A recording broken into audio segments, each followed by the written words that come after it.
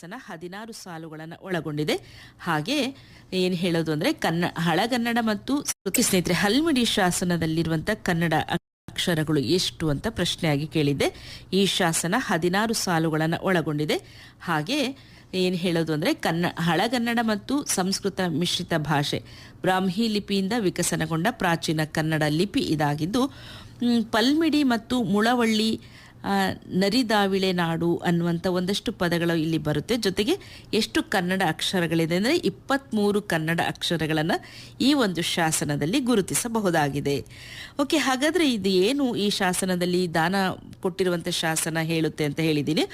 ಕೇಕೆಯ ಪಲ್ಲವರ ಮೇಲೆ ದಾಳಿ ಮಾಡಿ ಗೆದ್ದ ವಿಜಯ ಅರಸ ಎಂಬ ಯೋಧನಿಗೆ ಹಲ್ಮಿಡಿ ಮತ್ತು ಮಳವಳ್ಳಿ, ಅಂದರೆ ಈಗ ಹಲ್ಮಿಡಿ ಮತ್ತು ಮಳವಳ್ಳಿ ಅಂತೀವಿ, ಆಗ ಅದರಲ್ಲಿರೋದು ಪಲ್ಮಿಡಿ ಮತ್ತು ಮುಳವಳ್ಳಿ ಅಂತ ಹೇಳಿ ಈ ಗ್ರಾಮಗಳನ್ನು ದತ್ತಿಯಾಗಿ ಕಾಕುತ್ಸವರ್ಮ ಬಿಟ್ಟುಕೊಡ್ತಾನೆ. ಆ ಒಂದು ಏನು ಬಿಟ್ಟುಕೊಟ್ಟಂಥ ಸಂದರ್ಭ, ಅದ್ರ ಪ್ರಕ್ರಿಯೆ ಏನಾಯಿತು ಅನ್ನುವಂಥದ್ದನ್ನು ನಾವು ಈ ಹಲ್ಮಿಡಿ ಶಾಸನದಲ್ಲಿ ಕಾಣಬಹುದು ಅನ್ನುವಂಥದ್ದು. ಓಕೆ ಸ್ನೇಹಿತರೆ, ಗೊತ್ತಾಯ್ತಲ್ವಾ?